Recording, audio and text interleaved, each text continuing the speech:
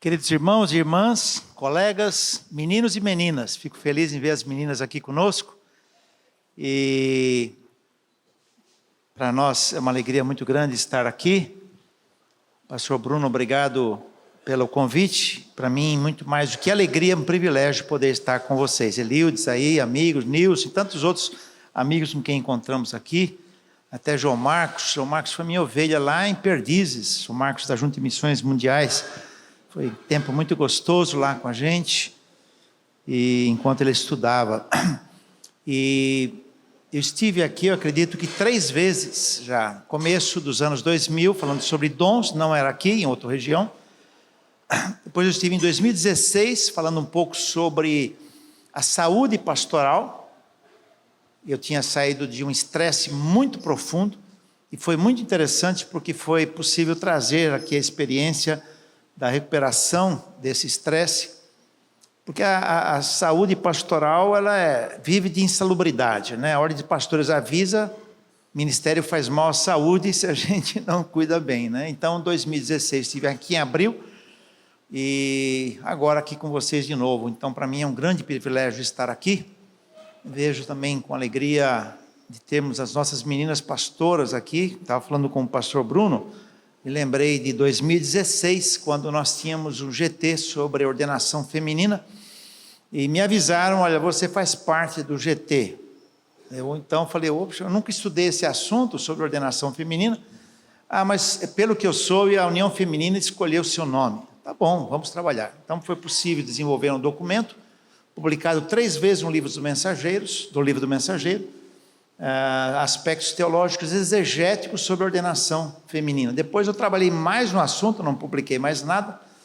Lá no meu estado esse assunto é um pouco de tabu, então eu dirigi uma instituição, tinha que tomar uma certa precaução política, não tratei mais do assunto. Publiquei um artigo, A Mulher na Criação, na coluna que eu tenho no Jornal Batista, a cada 15 dias, mas 2 vezes por mês, então saiu esse artigo, procurando desenhar desde a criação digamos aí, a natureza e o papel do ser feminino. Eu prefiro falar assim, que é muito mais profundo, né? Então, se quiserem, depois é só pedir, eu vou projetar já aqui os meus dados, e vocês poderão, enfim, pedir, nós faremos isso. Eu entendo que temos que trabalhar nesse assunto, embora controverso, né?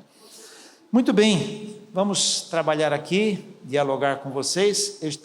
Quando vi o tema, o pastor Bruno havia me convidado, e eu fiquei em festa, viu, Bruno? Eu já fiquei em festa, falei, puxa, que alegria rever os colegas lá. Mas aí eu estava trabalhando com a minha esposa é terapeuta, especializada em terapia familiar sistêmica, e estávamos trabalhando um pouco no aspecto pessoal. E aí eu perguntei ao pastor Bruno, que perguntas que você gostaria que eu respondesse? Aí eu percebi a necessidade da minha participação seria um pouco diferente do que nós estamos trabalhando, dentro deste tema principal, inclusive, né? E aí então as perguntas que ele me deu foram estas: quais os desafios do ministério pastoral para esse tempo? Na expectativa de responder a pergunta, há pastor para hoje, pastor e pastoras? Quais elementos podem ser prejudiciais aos pastores e pastoras na busca por essa aprovação? Em um tempo de secularismo, liberalismo teológico e teologias adversas, como se posicionar na divulgação da palavra de Deus e como propagar uma palavra viva, atual e contemporânea sem perder a essência da tradição. Isso aqui daria para a gente bater um papo bem longo, né, Elildes? Mas eu procurei trabalhar e resumir a minha palavra em 2 aspectos, né?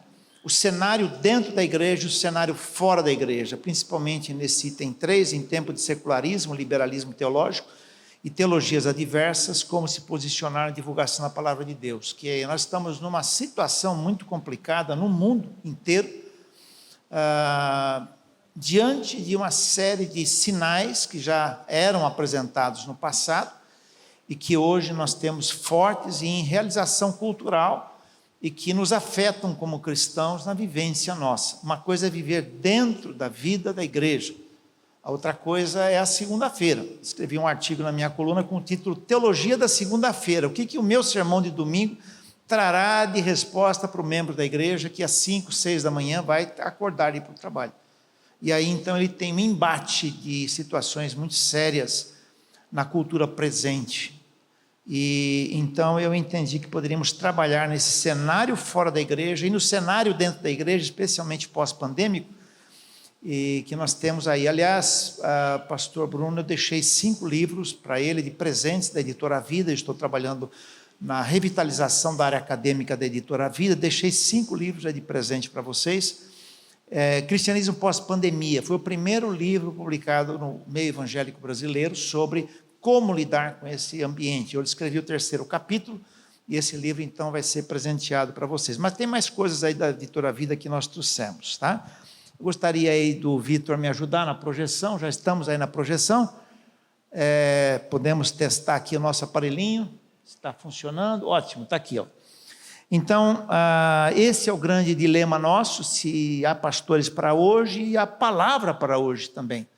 Um ponto essencial no campo da teologia, trabalhamos na teologia, no campo da teologia há muitos anos, há décadas, e nós temos descoberto que os teólogos perderam vocabulário para falar no mundo. Se não há um vocabulário para comunicar-se com o mundo, nós não conseguimos falar. Eu estava nos Estados Unidos com um amigo, pastor, ele comprou um produto incorreto na Best Buy, e ele falou, quero trocar. Eu falei, vamos lá então, estamos no Texas, e ele falou, pode deixar que eu me viro. Eu falei, tá bom, tudo bem. Eu fui comprar um outro produto, e quando eu vi, ele estava gesticulando muito forte com o gerente da loja. O gringo não entendia nada, estava nervoso, preocupado que ele ia ser agredido, né? Ele falando alto. Aí, então, eu fui lá e ele falou, eu estou falando com ele, ele não me entende, né? Eu falei, bom, primeiro ele não sabe nosso idioma. Infeliz dele que não sabe português, né? Mas eu falava com ele alto, devagar. Não adianta, porque o seu vocabulário era diferente dele. Bom, enfim, conseguimos lá que ele trocasse o produto dele, mas a marca ficou muito forte para essa ilustração, porque, na realidade, não adianta nós usarmos um vocabulário que o mundo não entende. Quando você vê programas de televisão, discussões sobre o mundo contemporâneo, você não vê um teólogo ali, discutindo e falando. Você vê filósofos, você vê antropólogos, historiadores, você vê sociólogos e tantas outras áreas do conhecimento. Então, nós, no campo da teologia, praticamente nós perdemos o vocabulário, estamos perdendo de falar com o mundo. Por isso, a palavra para hoje passa a ser fundamental. Tá? Querendo entrar em contato comigo, aí estão os contatos. O Instagram, eu coloco uma frase de desafio todo dia. Como eu falo para cristãos e não cristãos, geralmente eu lanço sempre um desafio, né? Meu WhatsApp está aí, diz que é arriscado, né, divulgar, mas todo mundo já sabe. E o meu e-mail, como sou batistas, então é batistas.org, tá? Estamos aí nesse processo. Agora vem a beleza para vocês da Editora Vida. Editora Vida, vamos lá, então me ajudem aqui. A Editora Vida está dando para vocês, de presente, um desconto de 35%, especial para vocês, no site, comprando, com esse código. Pastor tem que ser em maiúsculo 30. Eu não sei por que colocaram 30, mas deve ser algum número lá da editora. Até o dia 31 de maio, compras acima de R$100, a partir de R$100 você tem o frete grátis. Tá? Desculpa de dar essa propaganda, mas não é um presente que a gente traz para vocês nesse momento. Então anotem, entre lá no site até dia 31 de maio. Eu conversei com o pessoal da editora, falei, nós precisamos dar um presente para os pastores lá da Fluminense. Então veio essa ideia aí. Tá? Bom, quando foi 2000, eu fiz uma pesquisa em nível nacional, um levantamento de dados, na realidade, numéricos. Em 2011, repeti. Quando íamos repetir esse ano, tínhamos conversado até com o pastor Daniel, da Ordem dos Pastores, aí veio a pandemia. Então, esperamos agora que esse ano façamos. Mas vejam que é interessante vocês verem a comparação das informações. Então, eu peguei alguns assuntos essenciais. Nós estávamos numa palestra lá na Teológica, o Dr. Shed junto comigo, e ele apresentou uma pesquisa nos Estados Unidos, mais ou menos com essas informações. Ele me deu, eu falei, olha, posso aplicar no Brasil? Pode. Aí, então, eu apliquei. É interessante você ver que a quantidade de que responderam. Na época, nível nacional, 10%, depois 7% em 2011. Agora, acredito que vamos alcançar mais por conta da internet, né? Então, há alguns itens aqui que são importantes a gente lembrar. Eu não vou ler tudo, porque esse material eu já mandei para o pastor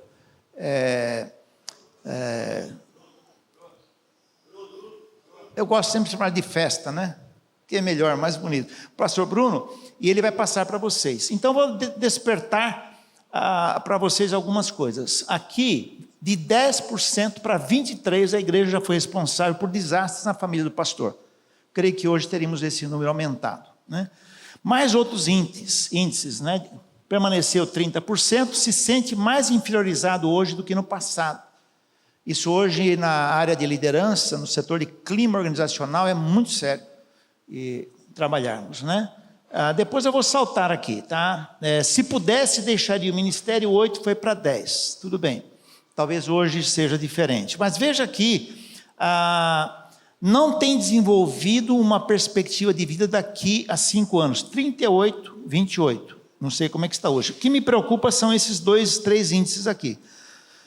Não está contente e satisfeito com o tempo que investe na vida devocional, 77%, 70%. 70% ou 77% é muito grande. Se o nosso trabalho é com a palavra, e a nossa pergunta, se há palavra para hoje, isso afeta. Estou ansioso para pegar aqui, vou ter que pôr 2022, né? Para nós sabermos. Uma pesquisa muito simples, só numérica, mas isso preocupa. Se o meu trabalho, a minha pregação, o meu envolvimento, a minha motivação, minha mobilização dos membros da igreja que são voluntários, depende da minha vida com Deus. E pior é essa aqui, ó. Não tem culto doméstico regularmente em seu lar, 74, 62. Os psicólogos dizem que esse índice, quando eu não sei cuidar bem do meu tempo, eu entro em estado de tédio. E aqui não tem culto doméstico no seu lar, de 62 para 74. Não está satisfeito com a autodisciplina no uso do tempo, novamente, 78 e 75. Aliás, 68 e 88. Isso é bem complicado para nós pastores. Aí eu sei o grande peso de responsabilidade que recai sobre nós em dar conta do dia a dia da igreja, dar conta das demandas, dar conta do caixa da igreja que todo domingo precisa ser abastecido, das demandas e necessidades, da capacitação, do treinamento das pessoas. Isso é muito difícil para nós. A carga que nós pastores temos é muito grande, e muitas vezes até além do limite. Sem contar, uma das coisas que eu falaria naquela outra proposta seria o pastor e suas amizades, né? Sem contar que nós, muitas vezes, temos dificuldade até de abrir o coração para algumas pessoas na igreja, e às vezes até nem é bom, aí temos que levar sozinho, a esposa leva com a gente, né? Então é bem difícil, o esposo leva com a pastora, por exemplo, é bem difícil isso, muito difícil. Então, eu diria para vocês, aqui não é nada uma crítica contra nós não, mas são dados constatados. Eu quero chegar a 2022, que nós precisamos ter atitudes proativas para podermos sofrer menos e termos mais alegria e termos mais condição de tempo. Esses dias eu estava falando com um pastor, que ele tem casa perto da nossa, né? Deus nos deu de presente uma casa, até falava com o Wilson que nos trouxe aqui, e ele tem uma casa na frente, e ele estava indo embora com consciência de culpa, porque ele ficou domingo de folga que a igreja deu. Eu disse para ele, você não pode ter consciência de culpa. Não, mas que eu tenho que responder e-mail. Você não vai responder e-mail, fica com a tua esposa. Até o último momento eu dizia para ele. É a pressão que nós sofremos. É a pressão que a cultura muitas vezes coloca em cima de nós. Então nós precisamos reconstruir essa percepção, não só na igreja, mas dentro de nós. Tá? E isso é importante que a gente aprenda também com os pastores mais experientes, com os pastores que tenham condições, às vezes, de, com a sua experiência, nos ajudar, né? Aí o Heber, estou vendo ele aqui, nosso querido Heber, que poderá muito nos ajudar. Nós vamos projetar um vídeo agora, que eu gravei num parque onde eu morava em São Paulo, e eu e minha esposa caminhávamos toda manhã. Um dia eu falei, vou gravar, vamos lá, o Vitor pode me ajudar no vídeo?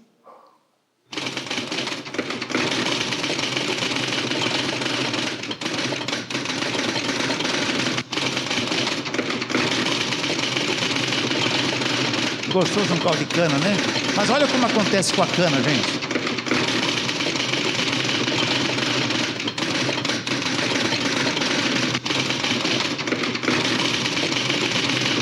Olha o que ele vai fazer com a cana agora, ó.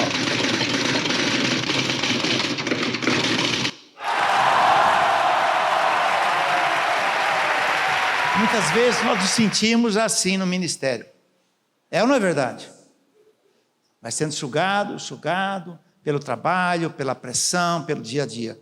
Então nós precisamos ter ciência disso e nós precisamos redescobrir o ministério à luz da Bíblia, mas temos os desafios do mundo contemporâneo.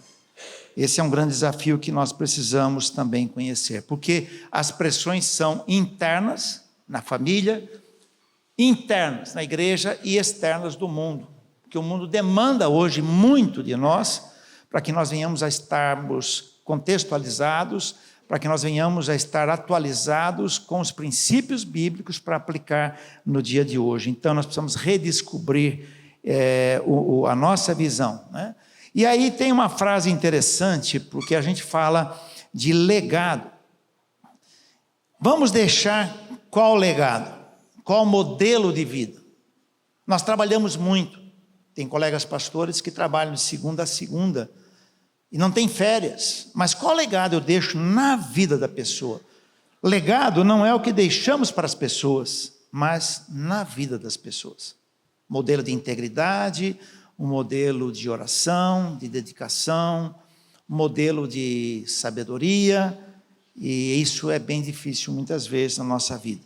Qual é o legado que eu e você estamos deixando? Então, a minha palavra para vocês hoje, ela vai trabalhar, em vez de trabalhar com a área pessoal, que era onde nós estamos trabalhando, trabalhar respondendo essas perguntas. Eu entendi que eu precisaria trabalhar com o mundo fora da igreja e o mundo dentro da igreja.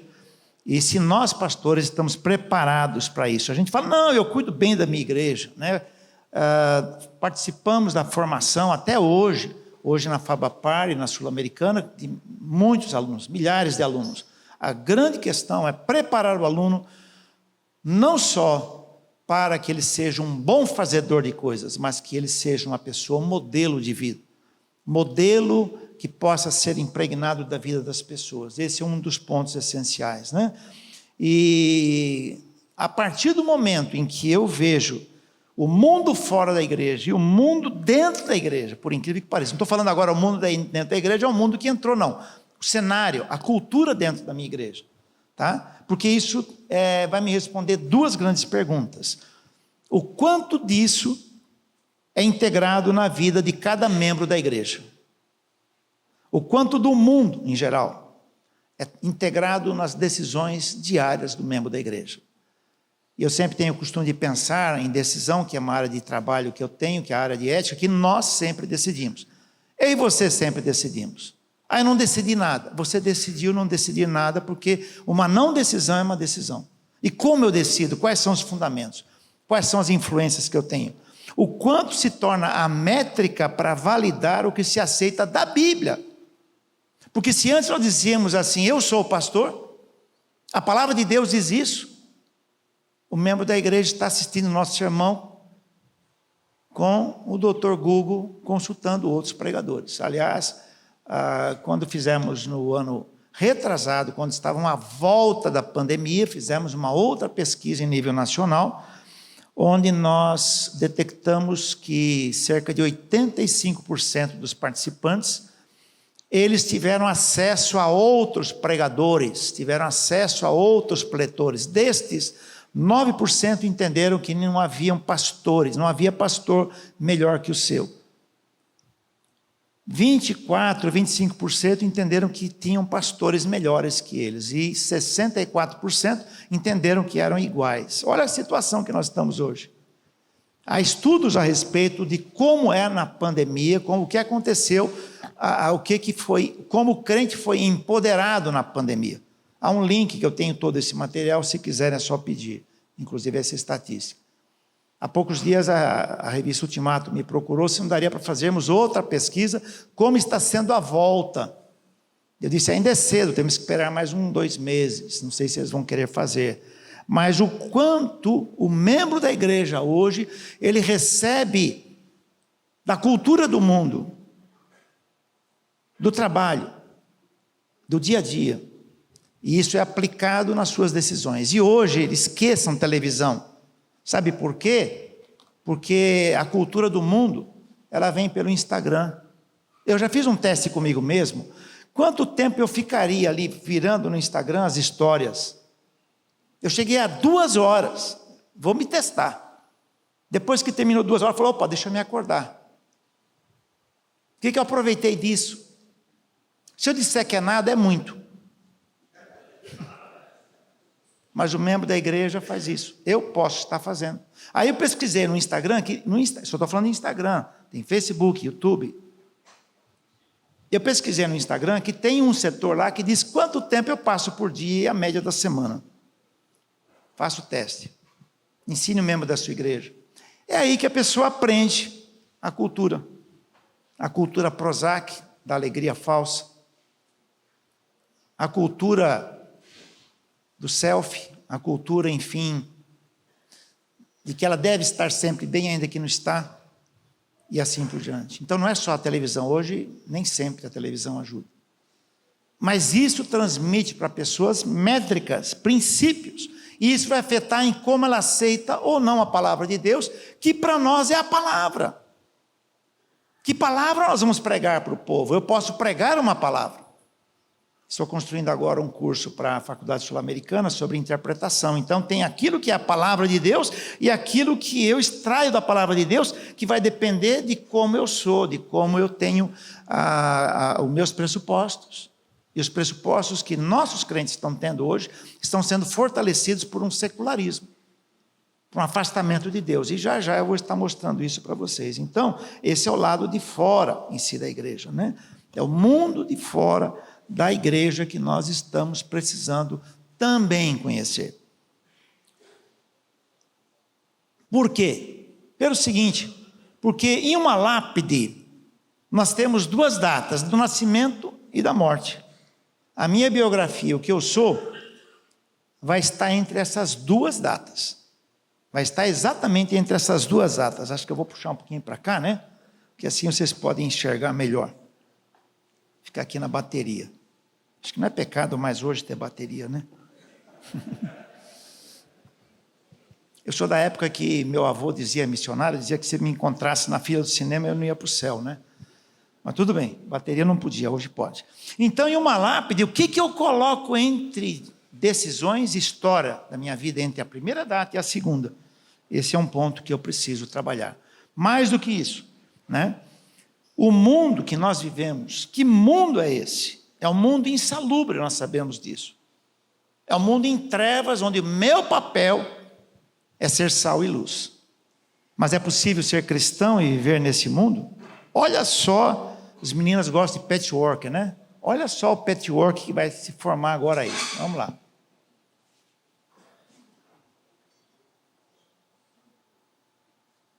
Patchwork é uma colcha cheia de retalhos, muito bonitinha. Mas aí vocês estão vendo o seguinte, uma série de percepções.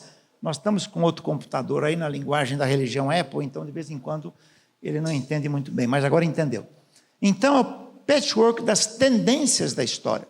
Eu tenho que estar atento como pastor, gente, com as tendências, sinalizações que estão construindo novas culturas, novas ideologias. Porque se eu estou atento a essas tendências, eu vou ajudar o membro da igreja a ter respostas bíblicas para o seu dia a dia. Tem aí a antiguidade, idade das trevas, vejam, estou indo lá de trás. Modernidade, pós-modernidade tardia, as novas gerações, fiquem atentos com as novas gerações. Não é que nós estamos perdendo elas que estão nos perdendo, se nós temos a mensagem importante.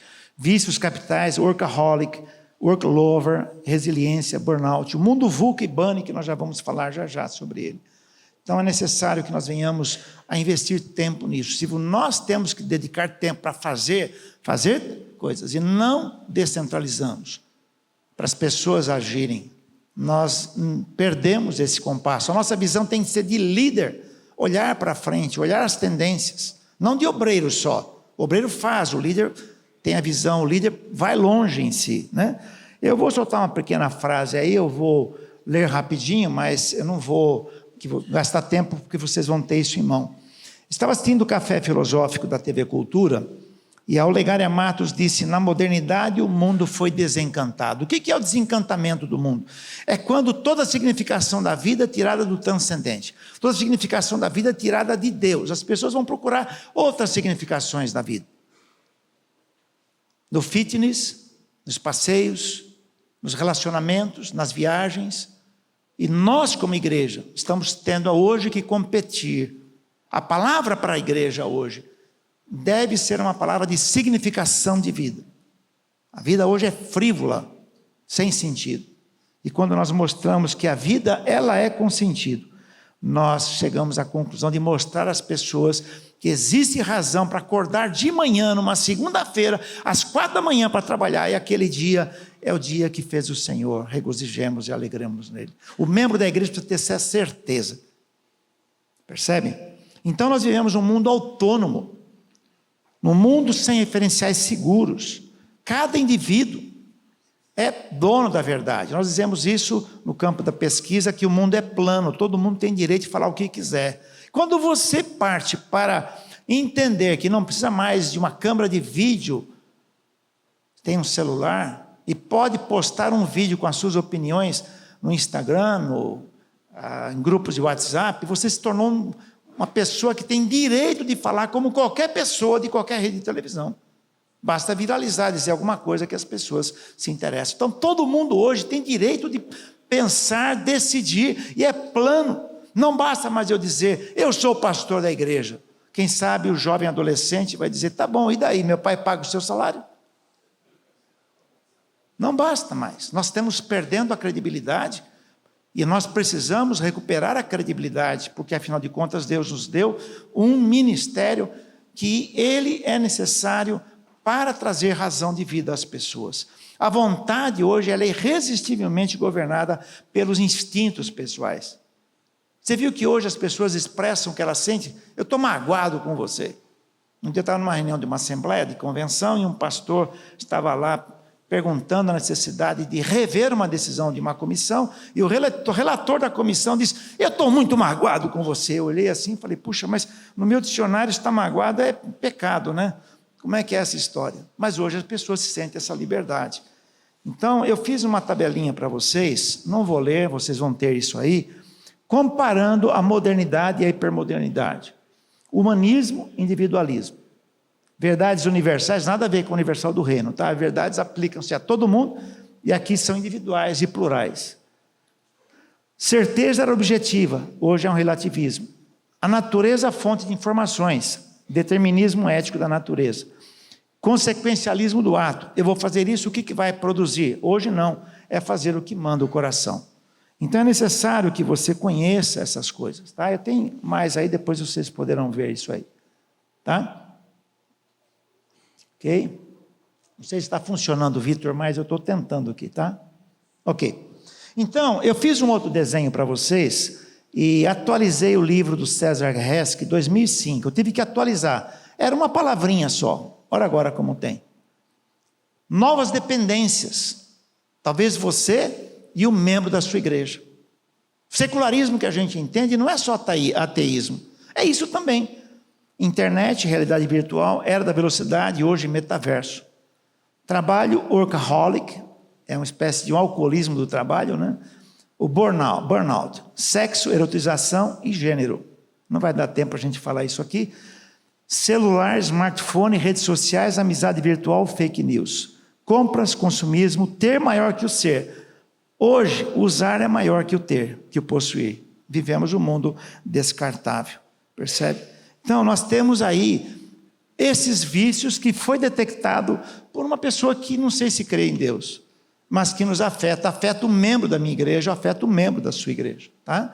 Aí eu fiz hoje uma análise descoberta pelo pessoal militar, pesquisador dos Estados Unidos, que vivemos num mundo VUCA, um mundo volátil, incerto, complexo, ambíguo, e com a pandemia mudou, complicou, porque agora nós temos o que é chamado de mundo bunny, em inglês, em português, traduzindo, dá mundo frágil, ansioso, não linear, incompreensível.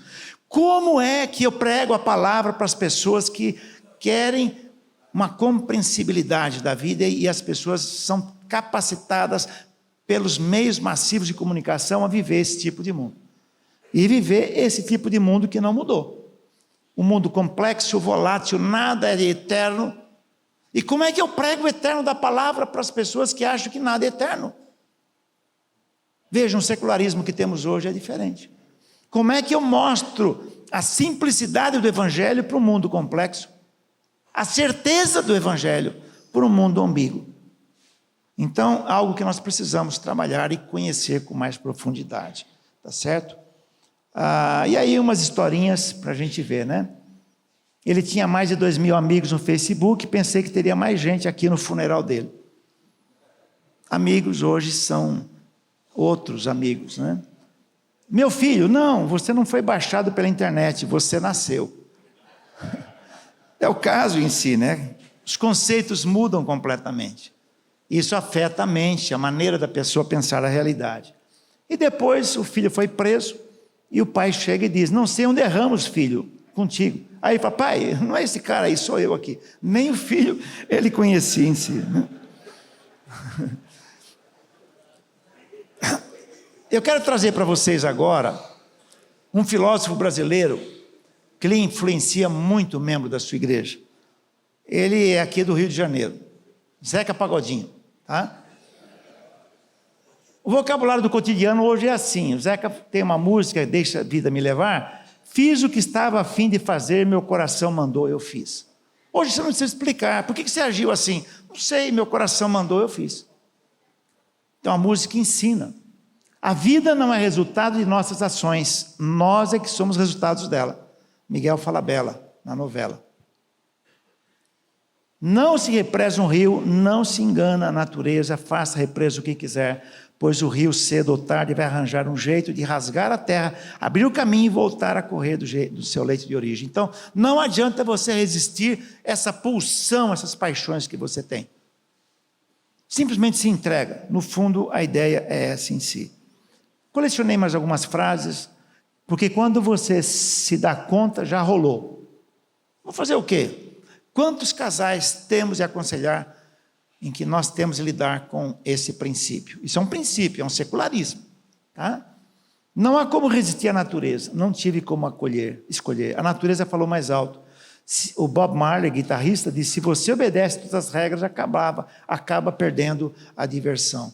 Gente, nós trabalhamos com princípios bíblicos eternos.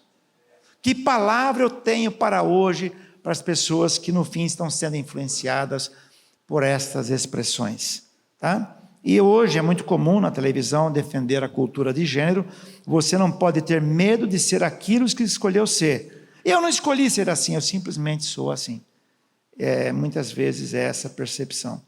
Então, nós temos de estar atualizados quanto à maneira de vida, aos princípios de vida, às métricas de vida que nós estamos tendo hoje no viver do dia a dia. Não pense que os membros da sua igreja estão, só porque estão frequentando lá nos domingos, contribuindo, tendo uma função, um cargo, não estão recebendo essas influências, estão sim. Nós teríamos muito a dizer aqui, mas eu acredito que a pergunta que eu tenho agora para vocês é essa, tá? Esse mundo é para humanos? Pois é, eu perguntaria, esse mundo é para crentes? Né? Nós temos então hoje, em resumo, o que eu diria para vocês, em resumo, é nada mais, nada menos do que uma autonomização da vida. É isso aí, ó, autonomização da vida. A vida é autônoma. O membro da igreja, como uma pessoa lá do mundo, ele acha que pode pensar o que quer, decidir o que quer, e simplesmente mobilizado pelas paixões humanas. Aí eu vou estudar a palavra de Deus, e eu vejo a palavra de Deus trabalhando com o meu coração, modelando o meu coração. Escondi a tua palavra no meu tablet para não pecar contra ti. Escondi a tua palavra no meu coração. A medicina antiga tinha essa percepção da alma, lá do interior da mente. O quanto da palavra de Deus nós estamos realmente trabalhando como membro da igreja. A psiquiatria, a neurologia hoje nos ensinam que esse texto é fundamental. Associado a Filipenses 4:8, tudo que é puro, o que mais que diz o texto? Amável, verdadeiro, de boa fama, Nisso pensai. Hoje já se descobriu que eu não consigo mudar no cérebro o que está registrado, mas eu consigo sobrepor ao que está registrado. Por isso que Romanos 12, 2, associado a esse texto do Salmo 139, a esse texto de Filipenses 4, 8, diz: não vos conformeis com esse mundo. Não se conformar não significa dizer esse mundo realmente é mau. A palavra grega é não dar forma à minha vida como o mundo dá. Mas, conjunção grega, quem estudou grego aí, adversativa mais forte, mas em vez disso, renovem a mente, para que conheçam qual é a boa, verdadeira e amável palavra de Deus. Aí você pega 2 Timóteo 3, 16, 17, diz que toda a palavra de Deus, ela é inspirada e proveitosa para quê? Seu sermão de domingo, 4 pontos, é ensinar a verdade. O que mais? Repreender, isso é mostrar o erro, depois corrigir o que está errado. E instruir na justiça, a forma grega, significa capacitar a pessoa na prática daquilo que é reto. Para quê? Para que a pessoa que pertence a Deus seja perfeita e perfeitamente agradável para toda boa obra. Então a questão é muito simples, a matemática é simples. Se os princípios que eu impregno na minha mente, eles são da métrica dessa cultura, dessas tendências, eu vou agir dessa maneira. Eu escrevi um artigo há poucos dias, saiu no Jornal Batista, igrejas ou orfanatos espirituais. Uma vez eu deixei uma igreja porque eu descobri que eu não sei ser pastor de orfanato ou diretor de orfanato. Chamei a povo, não dá aqui, você me desculpa. Eu não aprendi a ser diretor de orfanato, depois de muito trabalho com aquele povo. Percebe? Então, por que temos tanta fragilidade na vida das igrejas? Por que em muitas assembleias, na noite anterior, na posterior, muita gente não dorme? Há fragilidade na espiritualidade. Se há fragilidade na espiritualidade, a fragilidade está na mente, no coração, se quiserem, de não estar impregnados com a palavra de Deus. Pastores para hoje, palavra para hoje. Se eu acredito, e eu acredito que a palavra de Deus ela é viva e eficaz, é para isso que ela vai servir, para mudar e transformar o coração. Percebe? E eu dei aqui uma sequência de textos bíblicos que mostram isso, provam isso desde o passado, que hoje é descoberto pela psiquiatria e neurologia, pela neurociência. Descobertas de hoje, mas que nós já sabíamos lá do passado. Então, irmãos, a autonomia humana significa um retorno ao Éden. Adão e Eva queriam ser como Deus, conhecendo o quê? Bem e o mal, os dois princípios essenciais da decisão. E eles declararam independência contra Deus. Muitos teólogos dizem que o primeiro pecado consistiu na desobediência. Eu pergunto, qual a desobediência? De comer ou não comer do fruto? Eu falei, mano, o primeiro pecado não foi um desajuste gustativo. Me desculpa. Foi uma decisão de rebeldia. Até eu prefiro, às vezes, chamar de rebeldia do ser humano. Porque a palavra pecado já perdeu sentido. O ser humano se rebelou contra Deus. E quando eu falo em salvação, as pessoas misturam. Então falam, Deus, enviando o seu Filho já prometido em Gênesis 3,15, nos recuperou. Mas Deus me recuperou? Pois é, posicionalmente você está recuperado. Agora é necessário que essa recuperação se torne real na tua vida. Crescimento de vida. Percebe? Então a necessidade, queridos, que nós venhamos a descobrir até o vocabulário que temos hoje, pegar o sentido da palavra e trazer para esse vocabulário de hoje para as pessoas compreenderem.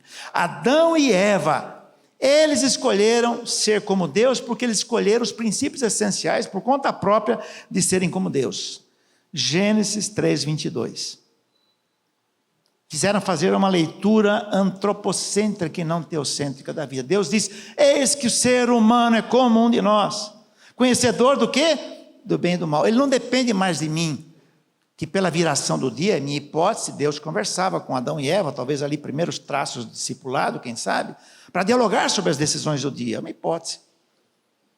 Adão e Eva perderam, eles não quiseram mais continuar. Eles declararam independência contra Deus. Lá no rio Ipiranga, Dom Pedro gritou, deu o grito de Ipiranga. Qual foi o grito de Ipiranga? Só que no Éden foi um grito só, independência! E Deus gritou para eles, morte para vocês. Né? Toda a história humana, queridos, ela é resumida nesse grito.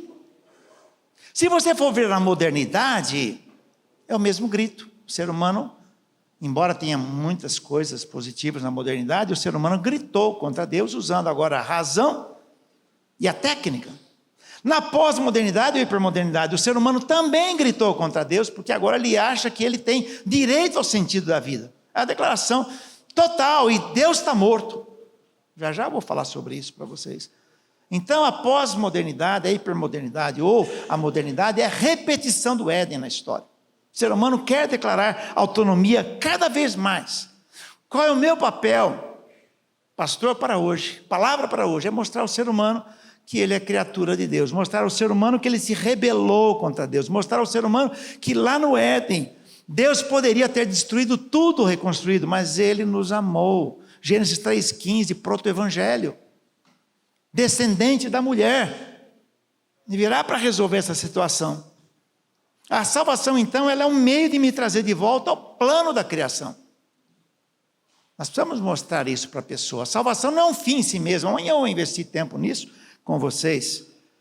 A salvação, ela não é um fim em si mesmo, é um meio. E quando eu descubro que é um meio, o fim eu vou descobrir que é o plano da criação e é o meu querido Deus. A quem eu devo a minha vida? A quem eu devo a minha recuperação? Perceberam?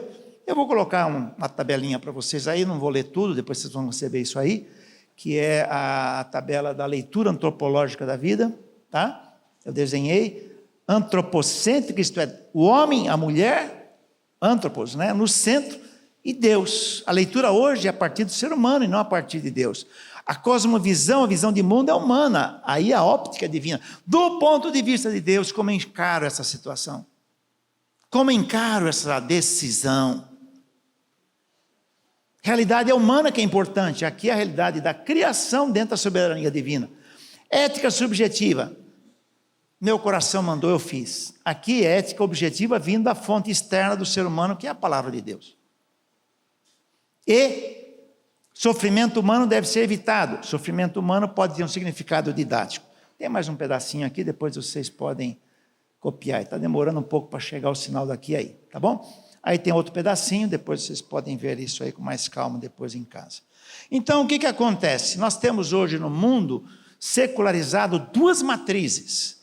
Preste atenção nisso, porque o membro da tua igreja, eu e você, podemos estar vivendo essas duas matrizes.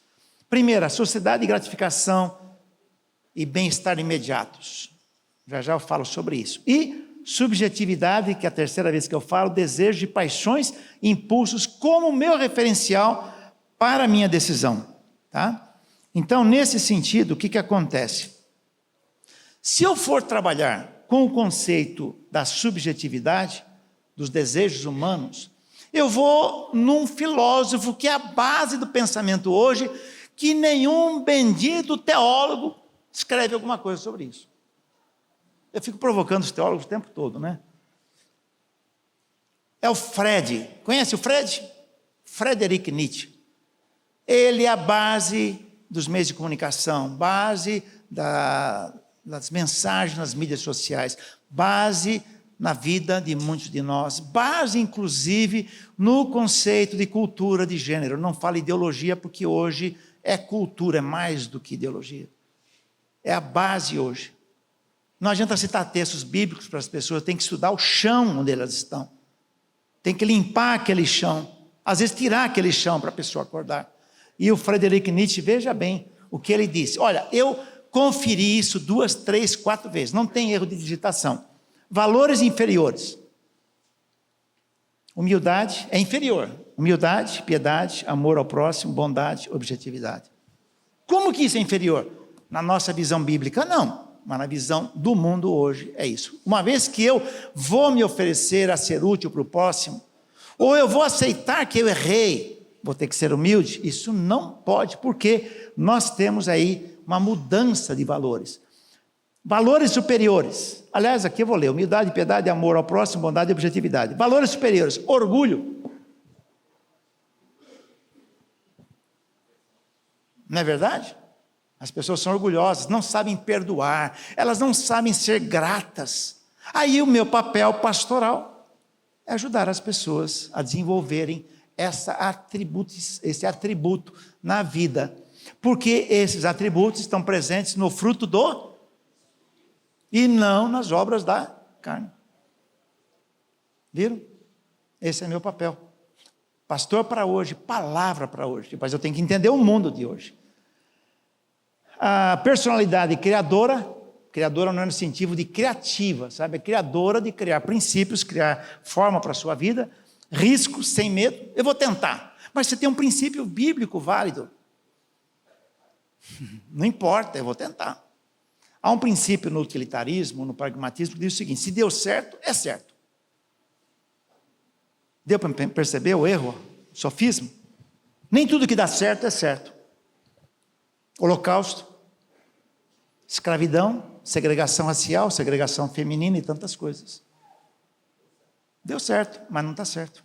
Não tem. A minha vida é orientada por princípios ou é orientada por resultados? Na área empresarial é forte o resultado. Eu me lembro que eu estava pastoreando uma igreja e nós tínhamos que tocar um projeto. Outro colega pastor falou: vamos fazer esse projeto. Eu falei: não dá, porque assim que eu fizer esse projeto é discipulado. Eu vou já dizer aqui: a hora que eu estruturo o discipulado e crio uma estrutura, eu mato, porque isso é estilo de vida. Não, vamos fazer. Tá bom. Princípio de discipulado é estilo de vida, é um modo de ser. Não tem jeito. Tá bom, faça. Ele fez, não deu certo, parou até hoje. Eu estava trabalhando num outro projeto na igreja, muito interessante. Aí os membros da igreja envolvidos no projeto começaram a ter dificuldade de relacionamento. Se eu quero resultado, se virem vocês. Importante que na reunião aqui vocês sigam o meu princípio. Lá fora, né? Terminei o projeto. Falei: não dá. Vamos consertar os relacionamentos primeiro. Depois a gente anda. Aí o projeto andou. Tem que consertar o relacionamento. Relacionamento do ser humano contra Deus foi quebrado e Deus consertou. Qualquer relacionamento que houver na igreja, o meu trabalho é consertar. A origem dessas quebras de relacionamento muitas vezes vem de secularismo do mundo. Pastor, pastora, somos gestores de conflitos. Ou criamos conflitos. Prefiro sermos gestores de conflitos. Pastores para hoje, pastoras para hoje, somos gestores de ser humano. E temos de ter de Deus paciência. Para isso precisa dar tempo de Deus. Você lembra aquela estatística? Hora devocional, tempo que dedica para a vida devocional. Se eu não consigo falar com Deus, como eu vou falar de Deus? Pastores, pastoras para hoje, a palavra para hoje virá do meu relacionamento com Deus. Hoje não sei quem que acompanha aquela leitura diária, não é Manancial. Lá em São Paulo eu estou acompanhando outra que eu recebo diariamente. É o Presente Diário. O Presente Diário hoje trabalha sobre oração. E às vezes eu fico falando o seguinte: outro dia conversando com a minha esposa, a gente anda muito na estrada e conversa muito na estrada, né? Também presta atenção, tá? Para dirigir. Aí a gente estava conversando sobre alguns desafios que temos. Vamos jejuar? Mas jejuar para dobrar Deus? Eu não entendi. Como é que vamos fazer? Não, então vamos orar. Vamos orar. Jejum tem outro objetivo. Às vezes nós usamos a oração para dobrar Deus. Ora, a oração ela serve para eu me colocar diante de Deus e falar: Deus, eu estou confiando em Ti, eu não tenho resposta. Filipenses 4, 6 e 7. Eu não tenho resposta. A oração, o pessoal da área de saúde mental já provou que a oração ela é terapêutica. Eu tenho um amigo, neurologista, um dos mais antigos no Brasil. Eu acho que o conselho dele deve ser 2 números só lá de São Paulo. Ele se converteu. E ele começou a fazer pesquisas, e pesquisas com PET scan, e fazendo estudos, inclusive, nos Estados Unidos, se descobriu, ele começou a levantar dados de pesquisas realizadas em laboratório, que quando nós estamos no estado de oração profunda, áreas do nosso cérebro são ativadas. Sabiam disso? Áreas do nosso cérebro são ativadas, são áreas lá do profundo da nossa vida, que a Bíblia chama de coração. Então, queridos, nós precisamos entender que o mundo trabalha assim, membros da minha igreja, ou eu poderei estar pensando em valores superiores como valores inferiores em si. Tá? Para o Friedrich Nietzsche, ele mostra que toda moral cristã, que na realidade para ele era a cristandade, toda moral cristã, na realidade, ela era falida. Então eu fiz uma tabelinha para vocês, vamos ver se aparece aí. Moral dos fracos e a moral dos fortes. Moral dos fracos, já mostrei humildade e bondade. Dos fortes, valorizar o belo, o estético, o intuitivo. Moral dos fracos, piedade e paciência, agir como manda o coração. Moral de escravos, moral dos aristocratas. Negação de si mesmo. Lucas 9, 23, glorificação de si mesmo. Escravidão dentro do sistema ético. Viver além do bem e do mal. É isso que nós hoje estamos ouvindo do mundo. O membro da minha igreja, da sua igreja, está ouvindo e transforma isso em princípio de decisão diária. Percebe? Vamos avançar um pouquinho mais. Então Nietzsche vive a hipermodernidade, é o já e agora, não quero esperar. E o mundo real, já, mas ainda não. Percebe? Então há, de maneira clara, Bauman fala de uma substituição da ética no mundo de hoje. Ele diz que o que se chegou a associar com a noção de pós-moderna da moralidade é muitas vezes a celebração da morte do ético e da substituição da ética pela estética do belo, que é intuitivo, e da emancipação última que segue em si. Para não cansar vocês, eu trago aqui o Gilles Lipovetsky, que é um francês, e ele diz o seguinte: estamos numa época pós-deontológica, isto é, uma época pós-dever, pós-ética, em que se libertou nossa conduta dos últimos vestígios opressivos de deveres infinitos, mandamentos e obrigações absolutas. Pastor, pastoras para hoje, palavra para hoje. Como eu consigo traduzir para o povo de Deus que recebe esses princípios nos meios massivos de comunicação, mostrando que a palavra de Deus, muito mais do que um dever, é algo que me traz prazer e alegria. Seguir os princípios da palavra de Deus, seguir os princípios, por exemplo, do Sermão do Monte, das bem-aventuranças. Você faz um estudo que você associa as bem-aventuranças com o fruto do Espírito. Cada coisa linda que você pega. Como eu consigo traduzir isso para um membro da igreja e mostrar para ele, sua vida vai ter sentido e razão quando você tem esses princípios como mobilizadores da sua vida. Mas muitos de nós, muitas vezes, temos trazido para o membro da igreja um dever pesado. Robson Cavalcante escreveu um livro, cujo título é, já falecido, né? Cujo título é Cristão Esse Chato. Nós precisamos descobrir meios, pela palavra, de tornar o cristianismo algo palatável, agradável para o crente, de maneira que ele olha para Deus e fala, Deus, não tem jeito, minha opção é você mesmo. Eu posso trair meu marido, a esposa, eu posso mentir no emprego, eu posso encher minha caneta do tinteiro do patrão, mas Deus, eu não nasci para isso. Deus, você não me recuperou para isso. Eu quero ter prazer. Meu prazer, diz o salmista, é na lei de Deus, no princípio de Deus. Há um livro, não publicado mais no português, traduzido do francês, de Albert Ploegh, cujo título é Por Dever ou Por Prazer. A palavra prazer não tem nada a ver com concupiscência, tem a ver com o desejo profundo de seguir o princípio da palavra de Deus em vez de um dever. Não é simplesmente eu não devo fazer isso, eu optei em não fazer isso. Eu optei em seguir o princípio de Deus. Eu optei em seguir a razão da minha vida, da minha existência. Por isso que eu falo muito em plano da criação. Jesus chegou a dizer, quando tratou do divórcio, ele disse, não era assim no princípio. Eu falei, opa, tem um segredo de Jesus aqui, deixou. Deixa eu ler de novo. não era assim no princípio, ele se referia a quem? Ao plano da criação. Então eu comecei a estudar Gênesis 1, 2, 3. O plano da criação e o plano da queda. Como o ser humano se afastou de Deus. Eu descobri tanta coisa, mas tanta coisa, que foi desenhando a matriz da construção de vida. No plano da criação. E aí você começa a descobrir a razão da vida.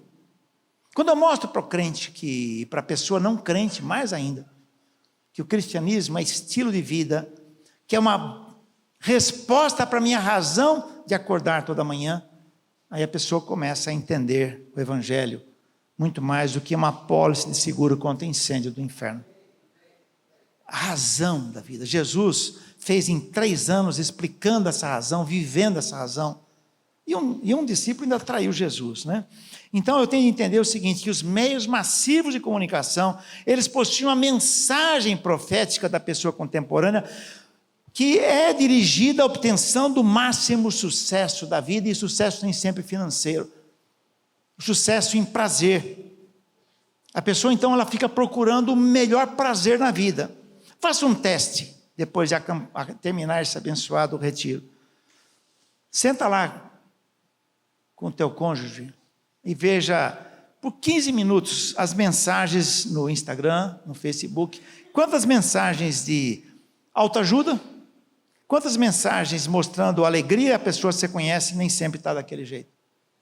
Eu e minha esposa estamos trabalhando com um casal, e minha esposa trabalha muito com recuperação de vida, de famílias, e lutando para recuperar o casamento deles. No Instagram é uma beleza, lindura, viagem no exterior, todo fim de semana tem uma saída, alegria. E aí nós descobrimos que tudo aquilo é tudo instagramice. Desculpa criar uma palavra nova aqui. Instagramice. Não é nada daquilo. Aí partimos para um outro processo de tentativa de recuperação. Não sei se vamos conseguir. A situação está muito grave. Então, queridos, como vamos lidar? Nós, para hoje, no nosso ministério em si. Esse é um grande desafio que temos pela frente. E nós temos ainda os dilemas nossos de corrupção, né? Francês, liberté, égalité, fraternité. Brasil é robalité, impunité, retrocessé. Que loucura, meus irmãos. Eu escrevi um livro e o pessoal pediu para eu fazer uma reedição. Eu falei, vou esperar um pouquinho estabilizar, não sei se estabilizar, mas pelo menos se definir mais a situação no Brasil. Dando um jeito no jeitinho, como ser ético sem deixar de ser brasileiro. Gente, como nós poderíamos viver? Atos 17:6 diz, aqueles que transtornaram o mundo chegaram até nós, e não transtornaram só lendo o plano da salvação, não, transtornaram com um novo estilo de vida. Eram seres humanos nômades. Paulo fabricava casa para eles, para quê? Tendas, porque eles tinham que se mudar. Eles levavam o evangelho não só da salvação, o evangelho da salvação vivida. As pessoas começavam a perceber, sabe o quê? Que eles teriam que mudar os valores de vida. Teriam que deixar não só o paganismo, mas mudar os valores de relacionamentos, de decisões. Minha pergunta para mim o tempo todo, para meus alunos o tempo todo, aqueles que transtornaram o mundo chegaram até nós. Se nós, como igreja, tivéssemos transtornado esse país, com a mensagem profética, teríamos um país como temos hoje? Eu tenho que agora parar para analisar. Estou antecipando um pouquinho, né? Depois aqui, nossa bateria está atrapalhando. Boa tarde, estou à procura de um livro sobre honestidade política. Aí a bibliotecária diz, lendas e contos e fadas são no segundo corredor à direita. Bom, nós temos de entender, de uma certa maneira, eu falei para vocês sobre a sociedade de gratificação imediata e bem-estar imediato. Foi uma pesquisa de um sociólogo cultural alemão, realizada em 1990, quando ele pesquisou a Alemanha. Schulz, o nome dele. Bom, alemão tem que ser alguma coisa assim, Schulz da vida, né? Schukrutz, alguma coisa assim. Ele fez uma pesquisa muito interessante. Não há nenhum livro, aliás, um livretinho no Brasil publicado com as ideias dele. Aí ele descobriu o seguinte, que a sociedade alemã estava começando a desenvolver um estilo de vida de gratificação imediata. Eu acrescentei de bem-estar imediato. Se eu, ao sair na rua, vou ser atropelado, vou ser assaltado, não posso ter garantia do meu emprego, para que viver o amanhã? Amanhã é uma fatura que vai vencer. O passado não me interessa, é um cheque descontado. Dinheiro vivo é hoje. Vale o que eu sinto hoje. Eu faço para você a seguinte pergunta, não precisa me responder. Quantos membros da sua igreja, talvez você, não sei, vive essa cultura do bem-estar, satisfação imediata? Enquanto a Bíblia, você falou, Jesus fala, não se inquiete pelo dia de amanhã. Jesus fala isso, mas ele fala de planejamento para mostrar que o dia de amanhã, dia de hoje, bem vivido, vai ser meu dia de amanhã. Então Jesus, ele não é existencialista. Ele mostra o valor existencial, que é outra coisa. Quantos membros da minha igreja, da sua igreja, estão vivendo esse estilo de vida de gratificação imediata?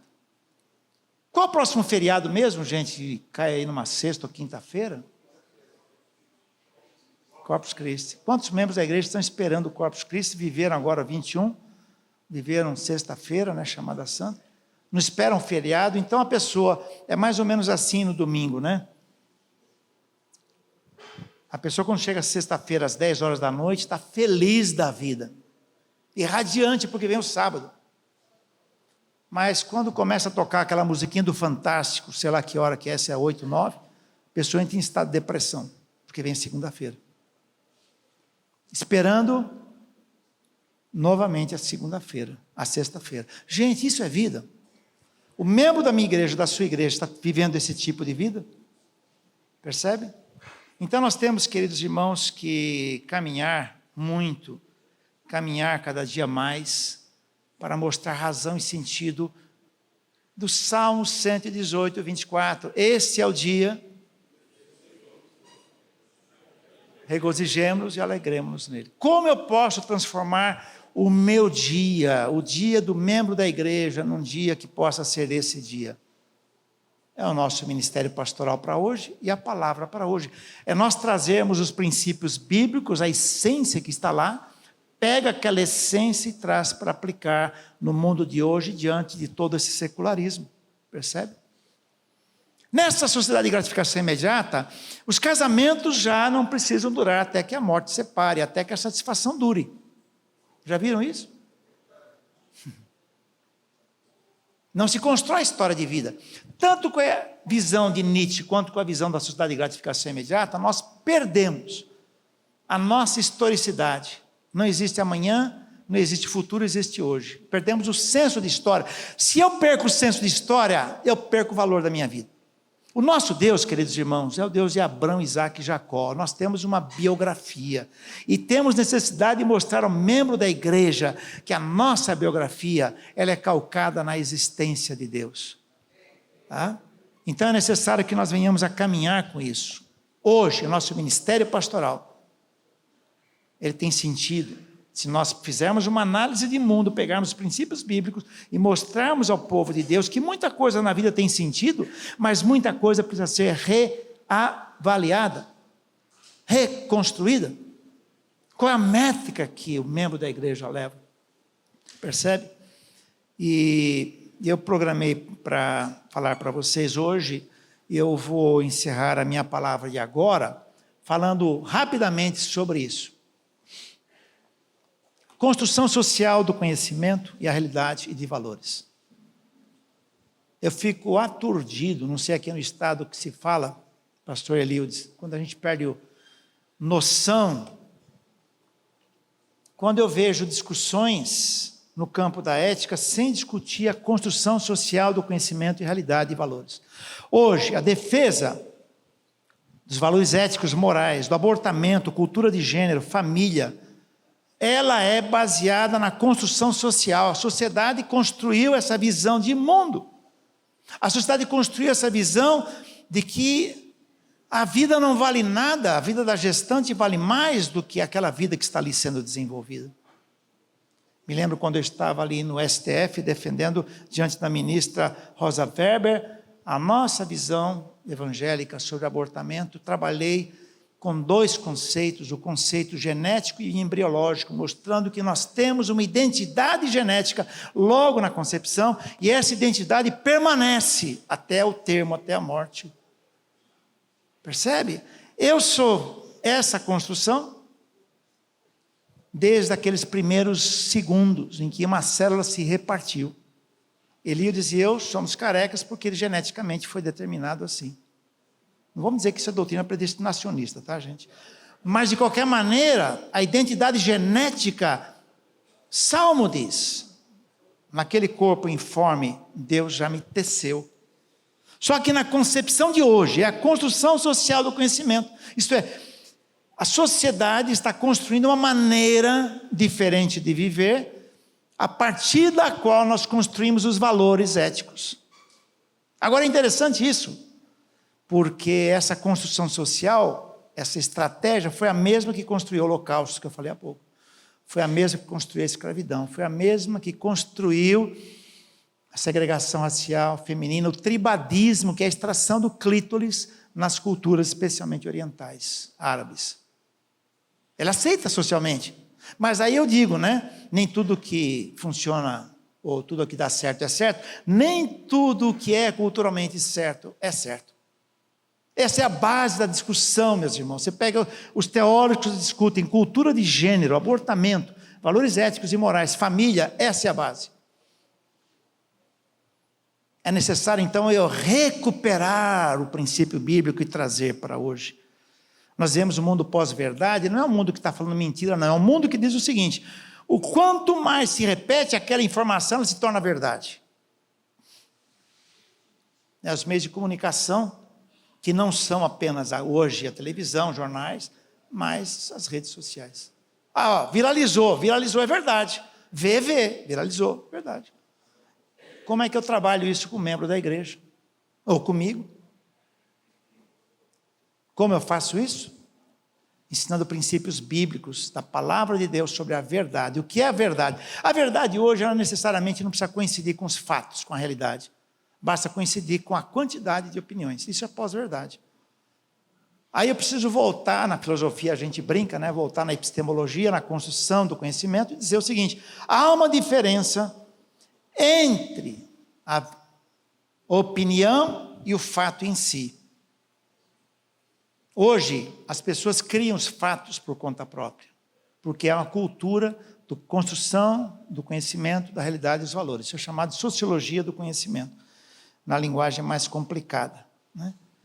E, concluindo a minha palavra, estamos vivendo a civilização do conhecimento, mas não a da sabedoria. Por quê? A sabedoria é o conhecimento temperado pelo juízo. Não adianta ter conhecimento. Eu tenho muita informação na internet. Eu venho da área de TI, e da época aí, aqueles que são da área de TI, DOS 2.11, lá do século retrasado. Há muita informação, mas eu não estou interessado no volume de informação, eu estou interessado na sabedoria que aquela informação tem. Faça um teste, quanto tempo você passa no Instagram. Pede para a tua esposa te colocar lá no relógio para te acordar você rapidamente, porque você vai ficar 2, 3 horas. Você vai ter muita informação, quanto de sabedoria você vai ter. E eu volto aí às minhas 2 perguntas iniciais. O quanto disso é integrado na vida de cada membro da sua igreja? O quanto se torna métrica, quanto mede isso aqui? Vamos lá. Quanto mede daqui a aqui? 10 centímetros. Quanto mede? Eliudes, quanto mede daqui a aqui? Então 10 está ganhando. Botafoguense, quanto mede daqui a aqui? 8 centímetros. Alguém tem mais essa opinião? 8 centímetros? 7. Agora confundiu. É assim que eu meço? Eu tenho que ter uma métrica, que tem uma precisão. A precisão, a minha métrica, a precisão é a palavra de Deus. A partir do momento que eu mostro a palavra de Deus para o membro da igreja, e mostro para ele, eu posso viver a vida que eu quero, como Adão e Eva viviam. Mas qual é o destino da minha vida? Aí eu vou para o plano da criação. Eu descobri que no plano da criação, Deus estabeleceu as características básicas para a minha vida ter uma vida de grande resultado. Aí eu me lembrei do meu carro, né? Meu carro tem lá o contagiros. No contagiros tem uma parte lá que é vermelha, nada a ver com partido político, tá, gente? A parte vermelha, o que significa a parte vermelha no contagiros? Excesso. Eu posso dar uma puladinha e voltar, mas se eu mantiver ali o ponteiro, estoura o motor do meu. É o limite. Tudo no mundo existe um limite pela sua própria natureza. No plano da criação eu tenho os limites que vão mostrar a minha natureza. O ser humano já extravasou esses limites. Muito, muito, muito. Então a minha pergunta, encerrando hoje, que amanhã nós vamos trabalhar com a igreja em si, né? Isso é relembrando, tá? Amanhã nós vamos trabalhar o mundo dentro da igreja, e aí talvez você se assuste um pouquinho, mas é isso mesmo. Quanto de métrica que as pessoas, ou eu, trago para dentro. Misericórdia. Tá? Deus abençoe vocês. Voltamos amanhã.